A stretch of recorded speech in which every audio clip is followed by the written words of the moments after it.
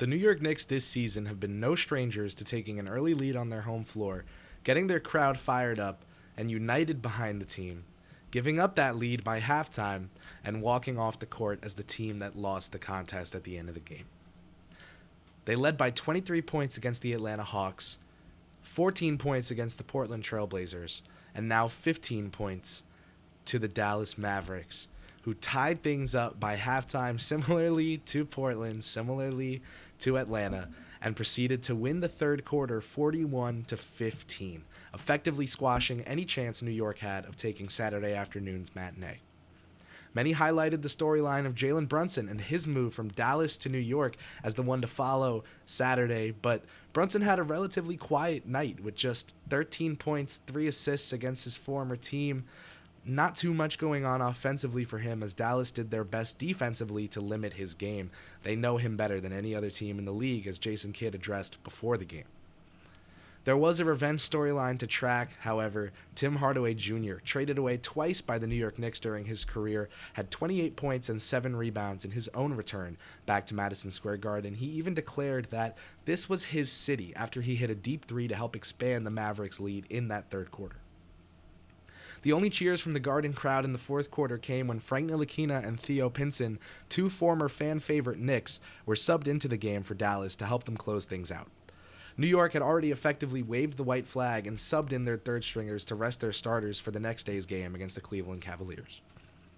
Luka Doncic led the effort for the Dallas Mavericks, who Jason Kidd refused to confirm after the game were playing with a bit of a chip on their shoulder to prove to Brunson that they could get the job done without him. Doncic nearly tallied a triple-double and likely would have had the game been closer and there were more of a need for him to play. He had 30 points, 8 rebounds, and 7 assists in the 29 minutes that he did. On top of Doncic and Hardaway Jr.'s performances, Spencer Dinwiddie was 1 rebound and 1 assist away from a triple-double himself. He had 17 points to go along with the 9 and 9. Even Jaden Hardy, the 37th pick in the past NBA draft for Dallas, got in on the action. He saw minutes with Christian Wood out and recorded his first points as an NBA player, which earned him a post-game ceremony led by Luka Doncic, where he presented Hardy with the game ball. Jason Kidd made sure to tell reporters about this after the game, and he did so to highlight Luka Doncic's leadership off the court, as well as how much he helps the Mavs on the court. For the Knicks, Julius Randle and Immanuel Quickley had great nights offensively, but the team struggled too much as a whole with rebounding and consistent defensive effort to keep themselves in the very game they were dominating to start. RJ Barrett had 10 points at halftime, finished the game with just 13. It was absolutely a tale of two halves for the Knicks, as many games have been this season. Their worst quarter ever by point differential under head coach Tom Thibodeau came today in that third quarter. The fourth quarter served as nothing more but an awkward gap between the Dallas lead ballooning and that final buzzer.